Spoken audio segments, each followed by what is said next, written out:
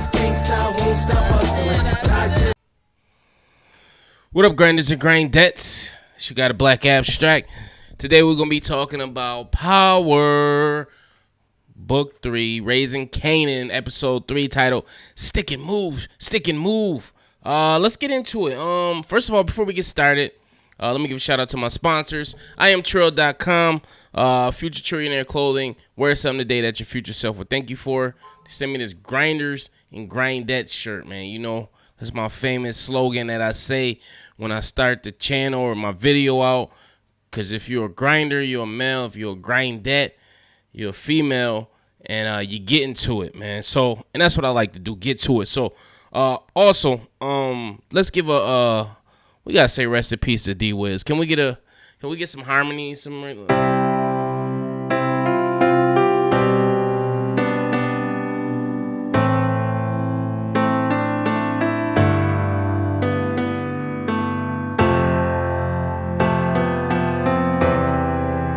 All right, that's enough of that. All right, now let's get into the show. This episode was more so like a filler episode, but I like how it started. It started off with a good old-fashioned foot chase, and I think that's a lot more what we should see since we're dealing with drug dealers and corner boys in this show. We should be seeing a lot more foot chases. So, but you get the guy from the trap. I forget his name. Hilarious dude. Remind me of Chris Rock a little bit. He's running from the cops. The corner boys scatter. Everybody else get caught. This dude was like, not me. He's floating, and he got Detective Howard, Omar Epps' old ass, trying to chase him. And when the foot chase was going on, I'm like, yo, ain't no way this young boy should even be remotely close to Omar Epps' old ass. He out of shape. He older. But Omar Epps was keeping up for as long as he could. Then he just finally gave out. And dude made it out. And the first thing he looked down at is Jordans. And I'm like, yeah, that's a typical move if you ever been chased by the boys before. You see Rock is getting her back blown out by Symphony. Man, light skin is going to town on that thing. And listen, man, Rock is she's a looker, man. For an older lady, she's definitely She's definitely very she still got it. But I like her. I didn't know this before, but her accent is meant to be that of Queens, New York, or New Yorker. And they showed in the previews, and I must have missed this when they was about to do it. She was like, yeah, kill all that noise. And I just been noticing her little accent. Yo, nah, son, where I'm from, yeah, what you talking about? Yeah. Like, I think she nails it. The actress who plays her character nails it. But her and Symphony going strong. As far as in terms of just having a sexual relationship, I don't think nothing gonna materialize out of it. I think she's just having a little fun, and rightfully so. She deserves to have fun. But listen, don't forget, man, Rock is a cold-hearted SOB. Don't forget she just killed D-Wiz, man, with no remorse. All to look out for her game, for her son. So she cold-blooded, man. But that's a good thing about Rock, her character, or the person that plays her character. She's charismatic. She's funny. At the same time, she's ruthless, and she's all these things. She's what Monet's character was supposed to embody.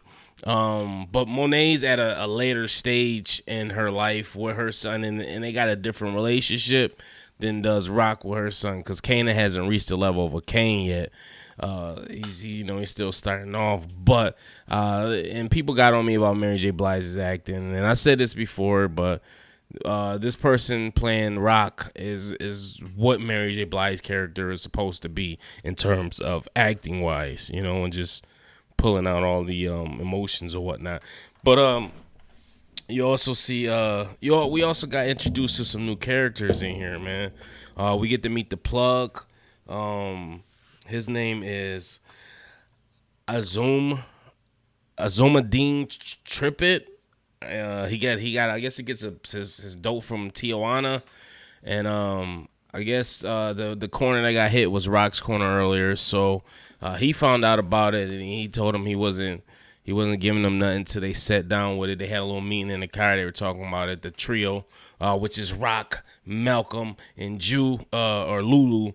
And I guess they wind up having to sit down with him. And I was curious to see who it was going to be. And obviously, it was, I forget the actor's name, but I know he played D'Angelo Barksdale in The Wire. And it's funny, she walks in and he's talking business and he's sitting next to his granny and he flicks her earpiece off so she can't hear. You see her get annoyed, but she understands what it is. So they talk about their business. And Rock's playing it coy. That's what I like about her, man. She knows how to handle her own. And she's like, hey, man, ain't never who said we had a beef, because he's trying to imply that her and Unique have a beef. He's like, I'm not getting involved in it. And she said, me and Neek good. Who said we had a beef? She was just like, cops being cops, you know. Cops gonna be cops. You know, they gonna come around once a way. It ain't nothing. And he winds up letting her get a plug. But then she sets his man to the side and like, listen, I got a proposition for you. You need some part-time work. I need something from you. We don't find out what that was, but I believe that dude is like a real gangster, if I'm not mistaken. He used to be a gangster, and they do that a lot with serious. I remember in The Wire they had a couple of gangsters from Boston that was actually in the streets around that time, or who these characters based off. So they'll bring them in and have them playing different roles or whatnot. So I'm not sure who this guy was, but he got that look like he might have been a gangster back in the day. And you know, they gave him a opportunity. I got to do some more further investigation into it. But we learned out later that Rock is trying to figure out when Unique's stash is getting delivered. That way she can have the cops, kind of raid him and ambush him. And that way he ain't got no product. Dirty move by Rock. Like I said, Rock is dirty. She's ambitious, but she's charismatic. She's like Ghost. So we rooting for this person, but they shitty people. Like Ghost was a shitbag, but we was always rooting for Ghost. Like, yeah, because he was the main character, but dude, he did a lot of shady shit, specifically to Kanan. But what I like about this show is it's so interesting because you get to see the transformation of Kanan into how he became a cold-blooded motherfucker. You got to think Kanan Stark is the guy that killed his son. He killed Jukebox eventually, you know. Who else he killed? He killed a bunch of people, man. He's a ruthless SOB, so we have to figure out what made him get to this point.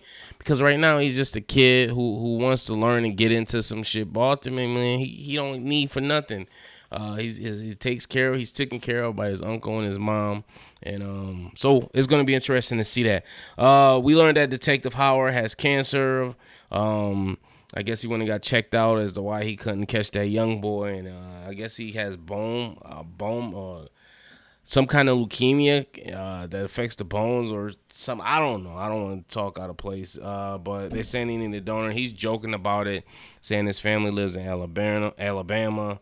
And they not messing with him. And the doctor's telling him, like, yo, this is serious. He get back in the car, and he's trying to tell his partner. But she's kind of had it up to here with him. And she's telling him, like, yo, why you not including me on stuff? And he kind of flips out on her, like, listen, you only got this job because it's the family business. All your family was in there. You should have been a nurse, yada, yada, yada. Kind of puts her in her place. And I'm like, ooh, some tension going on there. But later on, we see in the episode that I think she took heed to his words and she kind of stepped her up. But you even see when she's roughing up the corner boy, when she's yelling at him, he's laughing at her like, ha ha, you rookie, you fucking rookie. And he just keeping it a buck with her, man. That's what I do like about Howard's character. But it's interesting that he actually took the proposition that Rock gave him, because last episode, he was saying that he wanted Unique to kind of come out on top. So we'll see how that plays out. Marvin goes to see the white girl that he wound up saving and being and simping for last week. He brings her a dog because obviously her dog got microwaved in episode 1 or 2. I believe it was 1. So he gives her a dog, and she winds up topping him off as a thank you. So that's going to be his little joint. Not Malcolm, Marvin. I don't know if I said Malcolm Marvin. But he's a character, man. He's a character and a half. We see Kanan still going strong in the trap, and he's talking to the guy who did the running. I forget his name again, and he's bragging like, yeah, man, I used to be track and field in school, and I still got it. And he sees Kanan. That Kanan's got some suspicion about D Wiz, and he's asking this guy, and this guy's giving him just a coy answer, which he probably knows the real answer to. And he like, yo, what you heard? And Kanan like the same. So Kanan's looking out the window. And he's looking for Davina. He sees her walking down the street and talking to her. And let me tell you, man. Not only she a cute girl. She was from Greenleaf. But dude, her baby hairs are immaculate. She laying them shits to the. She got that toothbrush working. I'm doing just fire, bro.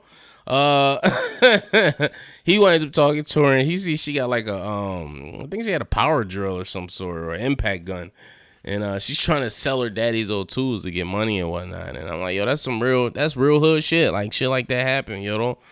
Kids be forced to grow up early because they got to take care of sibling or relative.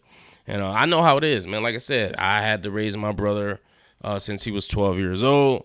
I've been trying my best, but he always getting into some shit. But she's asking about if he knew that D Wills killed Buck 20, and he's like, nah. And I thought she was about to ask if he had anything to do with it, but I don't think they see Kanan in that light yet because he's not, he ain't ruthless like that yet. And he said he obviously denies it, but I'm like, ooh, there's some suspicion going on. What else we say? I got notes this time. I got a little notes because this episode was kind of all over the place, and it wasn't really cohesive. Well, we meet Quincy Combs, who is Puffy's son. He plays Crown Camacho, who is I guess he's just like he plays like a younger Puffy. He's just got an ear for talent, and he has a studio, and he's got artists and whatnot. And Lulu winds up coming to see him to deliver him some coke, and we find out that Lulu has an ear for music. We also find out his girl friend Jessica. I guess they've been going strong. I remember he's asking about her last episode, and I guess he wound up meeting up with her, and that's his joint now. And she's trying to get famous in where he fits in. And I guess Lou, he has a ear for music. He knows what's going on, what kind of equipment, and ultimately that's what dope boys normally wind up doing. They wind up barbershop. Or they wind up, getting some real estate, or they wind up getting into the music business. As we can see, I'm not giving no names out, but that's the starter for a lot of record companies was dope money. So I think that's an avenue they're gonna wind up exploring. Jessica even tells him down the line, and he's being one-worded with her when they coming out the restaurant. You weren't talking when we were eating. He's like, well, I was eating. But she winds up doing what a good girlfriend should do, which is breathing life and encouraging him and telling him that she sees bigger things than him than just being in the street. That's what niggas need to hear. Females, take notes. That's what your man want to hear, man. When he has an idea, and it might not came into fruition yet. But he's trying to encourage him, man, to tell him you believe in him, breathe life into him, do what you can to assist him, because once he make it big, once he's good, you're going to be good. And that's what she wind up telling him. And he like, yo, why you saying this? And she was like, yo, I know talent. I'm like, oh, okay.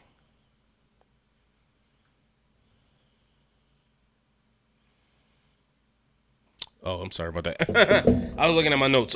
So anyway, we see in Quincy Jones's character is hilarious too, by the way. He reminded me of the same character he played in what was that movie? I'm eating food. Dope. He played in that. He plays kind of a similar character.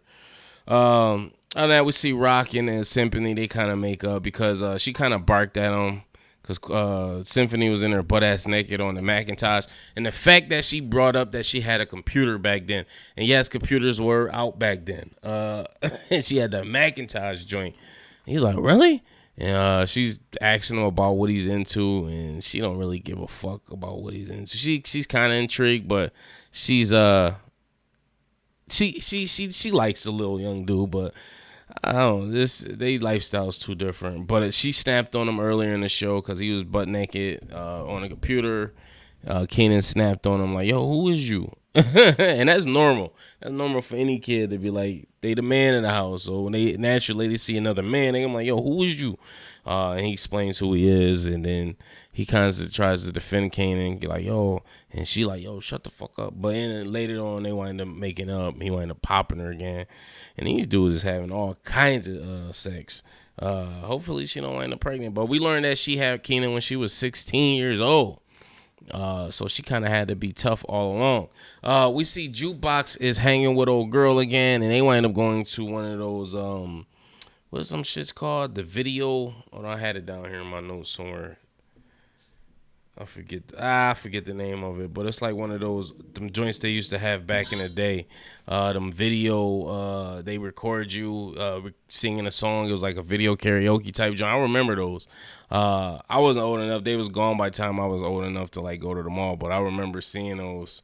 And they record you on VHS, and she's kind of like she's doing the same thing that Jessica's doing to Lulu. She's bringing out the best in Jukebox and kind of showing Jukebox like she got more potential than what she can be doing, which is stealing clothes and then selling them for a different price, or just selling them in general.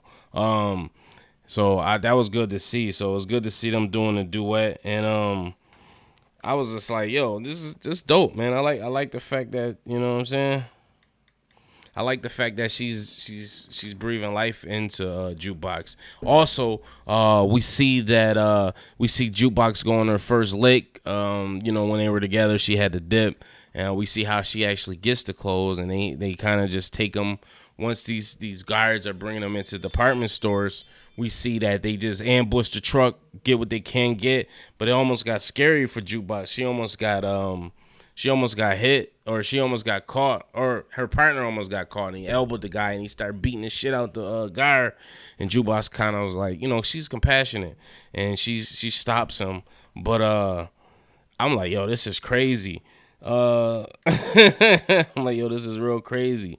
But she wound up stopping. She had the box cutter, and I'm like, oh, they got to get it how it live.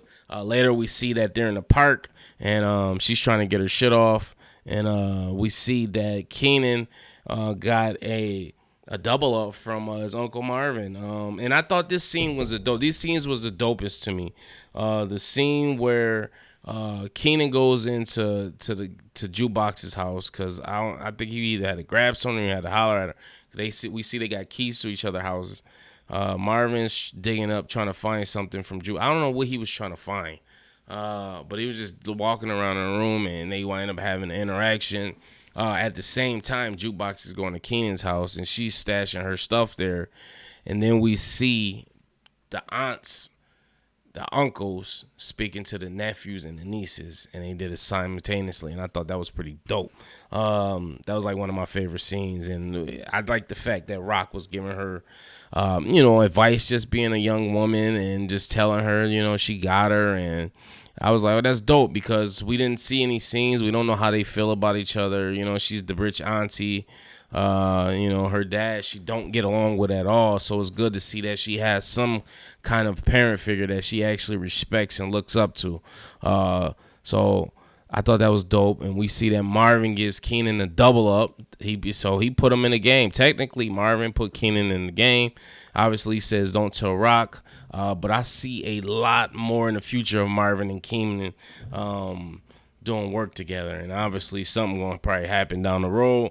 But we'll see what happens, because Marvin's a little fuck up as well. But he put Kanan in the game, and then they go out to the park. We see Jukebox and Kanan trying to get their shit off, and Kanan gets his first sale. And then you got 50 Cent commentating like, yeah, that's the look right there. After that first hit, I was addicted. And I'm like, oh, shit, it's on and popping now. They is officially in the gizang. I'm like, yo, this is crazy stuff right here. But yeah, that's how it started. And I like the fact Jukebox is a true hustler, because she like, yo, you can sell this to them for more. Like you trying to sell it for the same price you sell it to them for more because they got more money. You know what I'm saying? She breaking down the groups of kids. These are the stragglers, the miscellaneous dudes. These are the skateboarders. These are the college kids. These are the bums. You know what I'm saying? So you want to sell to him. I'm like, oh, she official with it. Jukebox is solid, man. She always been solid though. Even in the newer Power episode, she was solid. She was about that life.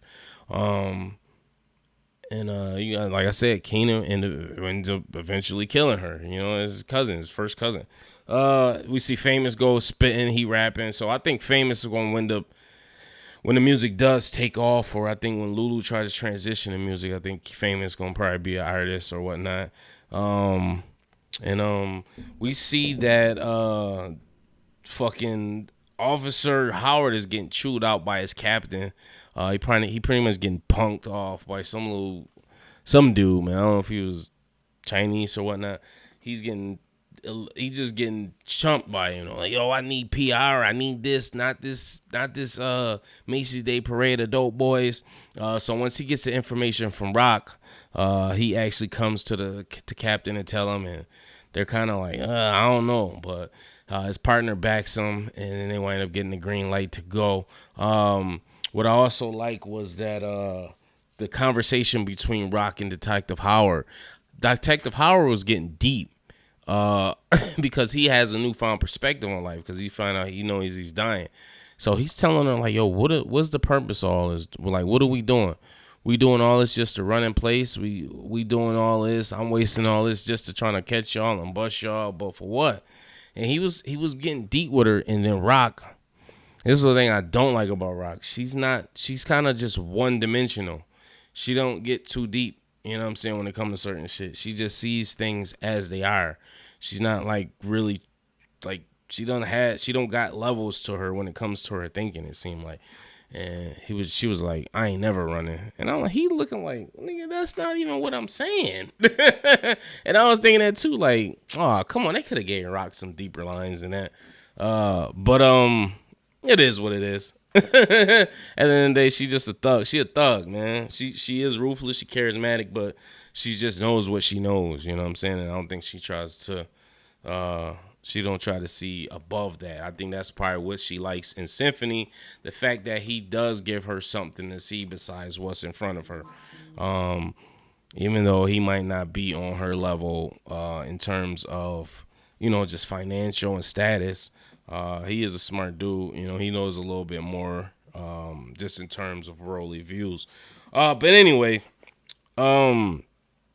so we see that when they was sitting in the car listening to the Paul Abdul song, this is real shit because you got the toughest motherfuckers. I done been in situations like you got the toughest motherfuckers, like niggas is straight knockout artists or gun busters, but when they like certain music, they be liking certain music. He like, yo, I like this Paul Abdul, man, she's Egyptian or exotic. Man, you like, man, she is Jewish and she from California or some shit he said. But then you get the dude just fucking singing a song and shit. I'm like, yo, this is gold right here. So they wind up getting a drop. We see Unique circles the block 4 times before he makes the deal. But they wind up getting a drop. The actual dude that was singing Paul Abdul winds up seeing that the surveillance van, you see people moving around in there because they don't know what the hell they doing. They already got the windows fogged up. Omar Epps already yelled at them about it. And then he saw it. He's smoking his rock. And he saw, he's smoking rock. So he's super alert. And then we seen they wind up getting into a speed chase. The suspect winds up getting T-boned by a cop car. And obviously, I believe he was dead on arrival because they was like, yo, don't move. And then they say, call a bus. So, but they wind up getting the stash. The next day, we see Marvin and Lulu out there. They see Unique's blocks are completely dead. And I'm like, why is they out there? Like, why are you out there looking, at least in your car? Because Unique winds up pulling up and driving by, and he sees them, and they drive by and give each other this mean mug. So now Unique knows who they did. He's like, oh, these motherfuckers, they did it. And I'm like, oh my God, see, why are y'all out there? Y'all shouldn't have been out there. But I'm curious as to why Detective Howard would even make that move when he don't like rock. You know what I'm saying? But who knows? Sometimes you got to get what you can get. I guess his job was on the line, so he said, "Hey, my lawyer don't lie with nobody. I guess it is what it is." And then she the one making moves because he tried to get Unique a play, and Unique ain't take it. So we also see that Rock goes to visit D-Wiz's mom with Kanan. And we also, before that, we see Kanan bring Davina some groceries. I'm like, ooh, and he get his first little kiss. I'm like, okay, Kanan, I see you. He ruthless like his mom. Then killed their boyfriend and then took his girl, man. I'm like, yo, ruthless ass family. But we see they go visit D-Wiz's mom, and I'm like, she's super ruthless too, because she done had this boy killed and then go see his mom and pray with him. I'm like, man. And we see Kanan crying and tearing up, and he got this look. And I think deep down in his heart, he probably know that his mom did it, but we'll find out. All in all, I thought it was a decent episode. I so far so good, man. I think they're doing an excellent job with the series, and we'll see how it pans out. Like I said, this episode was a filler. It was a setup episode, but nonetheless, it was decent. If there's anything I missed, post in the comments below. Make sure you like, subscribe, hit the notification bell. Until next time, peace. The Shy Review is up next. 1.